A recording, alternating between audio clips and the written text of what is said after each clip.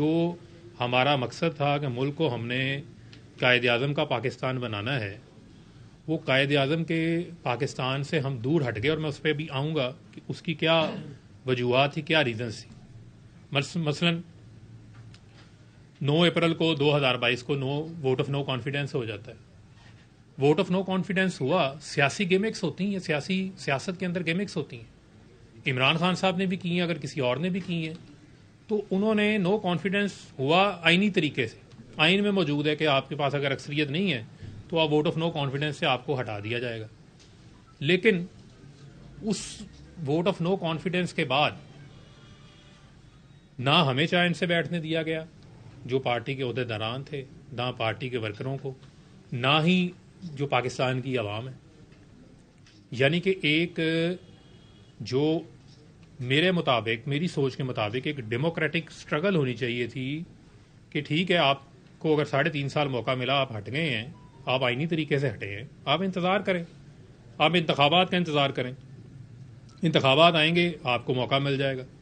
لیکن آپ نے جو راستہ اختیار کر لیا، وہ راستہ آپ نے جو ہے وہ پرامن مزاحمت کی بجائے جو ہے وہ آپ نے پرتشدد مزاحمت کا راستہ اختیار کر لیا، جو کہ کم از کم میرے جیسے جو نوجوان ہیں، جن کو عمران خان صاحب نے جب انصاف اسٹوڈنٹس فیڈریشن کی بنیاد رکھی جا رہی تھی، اور یہاں بہت سارے صحافی ایسے بیٹھے ہیں جن کو اس چیز کا علم ہے، انہوں نے ہمیں دیکھا ہے کہ ہم تو خود مار کھا لیتے رہے ہیں، لیکن ہم نے پرتشدد مزاحمت اختیار نہیں کی تھی۔ ہم پرامن پیغام اسٹوڈنٹس کو ممبرشپ کیمپس لگا کر یونیورسٹیز میں، ہاسٹلز میں ان کو دیا کرتے تھے۔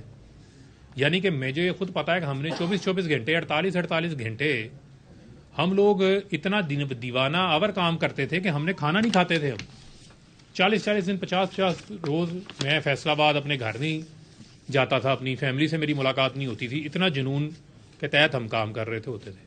ہم تو 2008 میں اس وقت کام کر رہے تھے جب لوگ ہم سے پوچھتے تھے کہ پی ٹی آئی ہے کیا، آپ سے ممبرشپ لیں گے تو اس ممبرشپ کا ہمیں کیا فائدہ ہوگا۔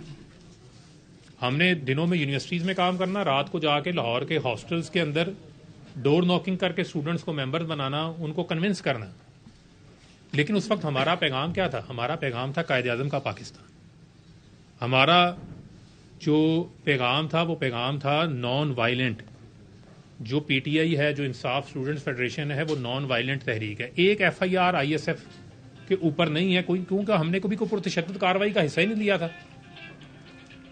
لیکن وہ سٹرگل اگر آپ دیکھیں، اور اس کے بعد یہ 9 اپریل کے بعد کیا جو آگے کا مرحلہ ہے، اس مرحلے میں آپ نے لوگوں کو کیا پیغام دیا کہ آپ سڑکوں پہ نکلیں، آپ روڈز بلاک کریں، آپ مزاحمت کریں، آپ وائلنس کریں، اور اس وائلنس کے نتیجے میں ایک مسلسل مائنڈ سیٹ، ایک پیغام دیا جاتا رہا، جہاں پر جو انوسینٹ لوگ تھے وہ کلٹ فالوئنگ کے اندر ان کے مائنڈز کو جو ہے وہ ان کو ہائی جیک کیا گیا، اور ان کے دماغ میں مسلسل جو ہے وہ ایک جذبات بھڑکائے جاتے رہے کہ پتہ نہیں جو پاکستان کے ادارے ہیں وہ آپ کے خلاف کام کر رہے ہیں، وہ آپ کو پتہ نہیں پالیٹکس جو ہے وہ نہیں جو ہے وہ کرنے دینا چاہتے۔ مسلسل ایک نفرت کا جو پیغام تھا وہ بیج بویا جاتا رہا۔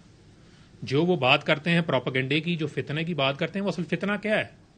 وہ یہی ہے کہ آپ لوگوں کا 24 گھنٹے آپ ٹی وی پہ بیٹھ کے پیچھے پاکستان کا پرچم پڑا ہے۔ آپ لوگوں کو پاکستان کے اندر نواب زادہ نصر اللہ خان نے بھی تو پالیٹکس کی ہے نا۔ پاکستان کے اندر جو ہے بہت سارے لوگوں نے صبر کے ساتھ اپنے وقت کا، اپنی باری کا انتظار کیا ہے۔ آپ سے لوگ کیا ایکسپیکٹ کرتے ہیں؟ آپ کو سے لوگ یہ ایکسپیکٹ کرتے تھے کہ آپ انہیں لیڈ کریں، آپ انہیں پرامن جدوجہد کی طرف لے کے جائیں، اور پرامن جدوجہد کا نتیجہ تھا کہ آپ ان کو اپنی سپورٹ کو بیلٹ پہ لے کے جاتے۔ آپ بیلٹ کی بجائے آپ کہہ رہے تھے کہ بلٹ کا راستہ اختیار کر لیں، بیلٹ کی بجائے آپ یہ کہہ رہے تھے کہ آپ اپنے ہی اداروں کے اوپر چڑھ دوڑیں، اور یہ ایک مسلسل مائنڈ سیٹ تھا۔